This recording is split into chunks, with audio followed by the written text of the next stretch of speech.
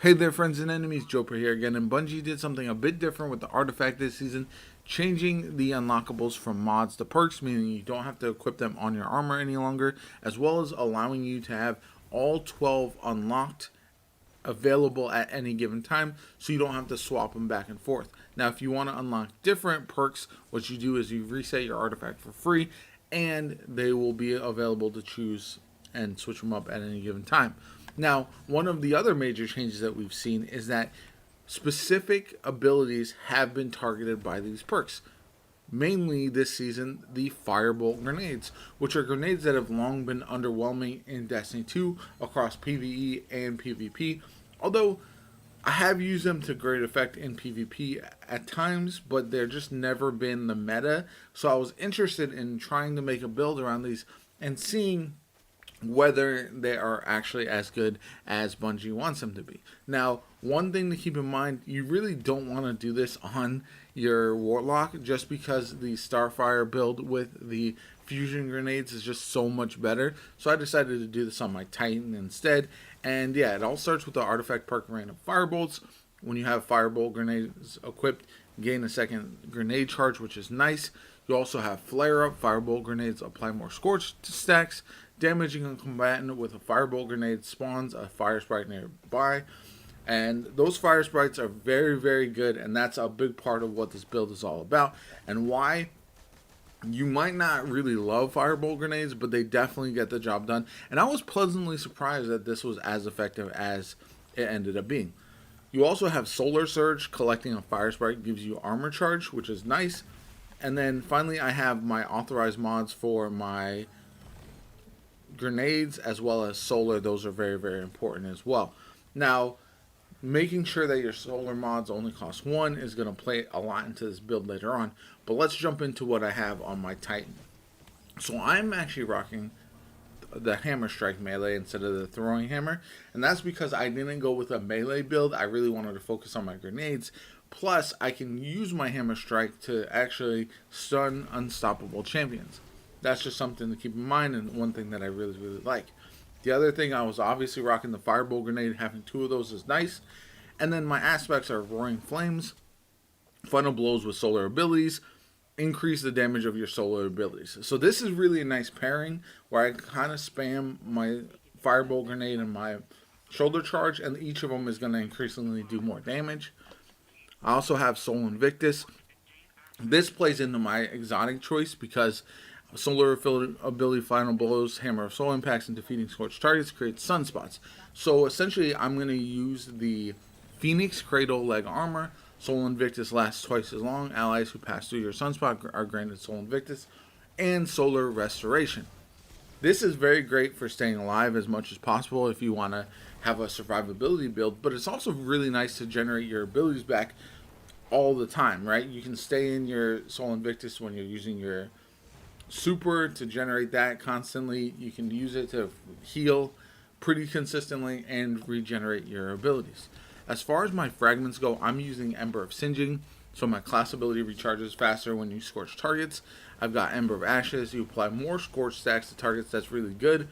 Ember of Torches. Powered melee attacks against combatants make you and your nearby allies radiant. This is really nice because I'm using my shoulder charge or my base melee pretty often, which is pretty good.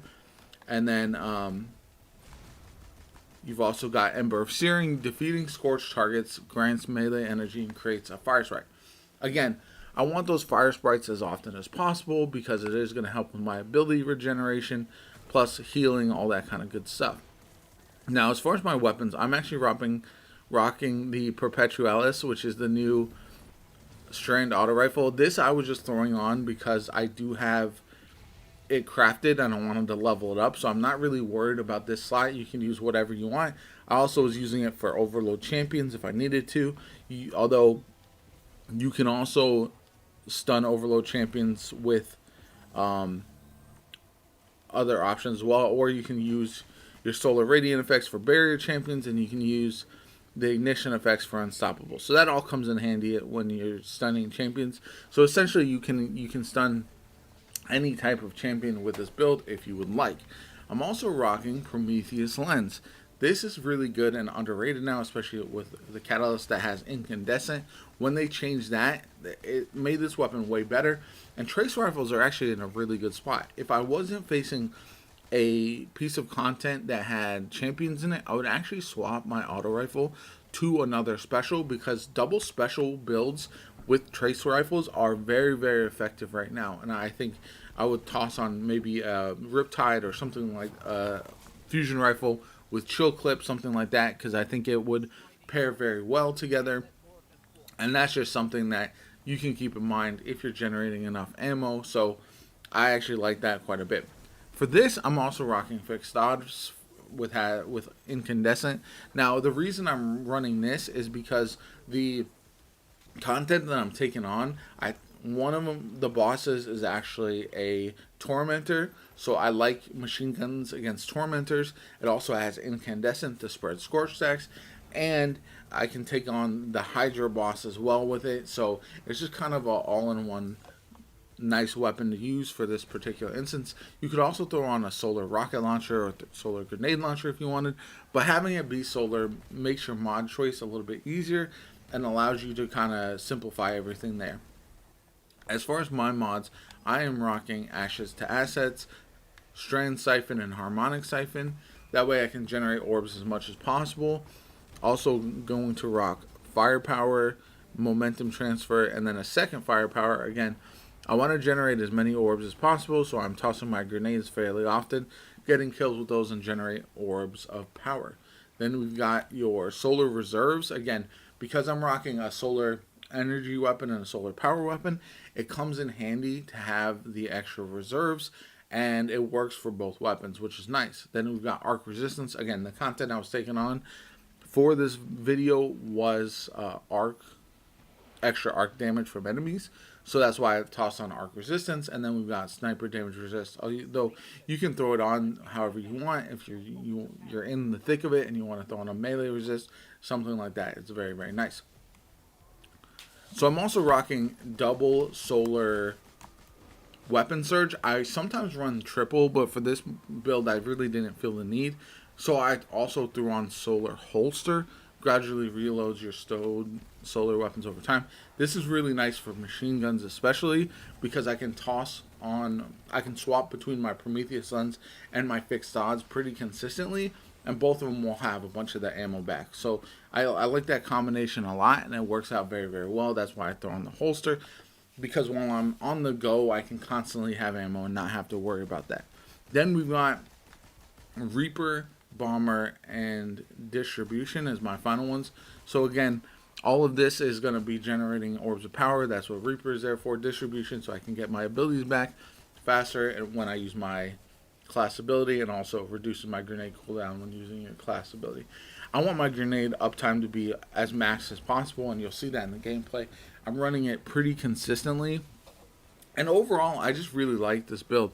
It's not going to be the most meta, right? I think those grenades are still somewhat underwhelming, especially when you look at the Starfire Protocol Warlock and the fusion grenades, and even the Titan with the fusion grenades with Ash and Wake can be just a more fun option because it just does chunkier damage. That being said, it is very useful to just toss your grenade into a group of enemies, have them all start being scorched, and then you can defeat them, create fire sprites, and continue that trend consistently. So I know there's a lot of reasons why this build is not going to be the most meta.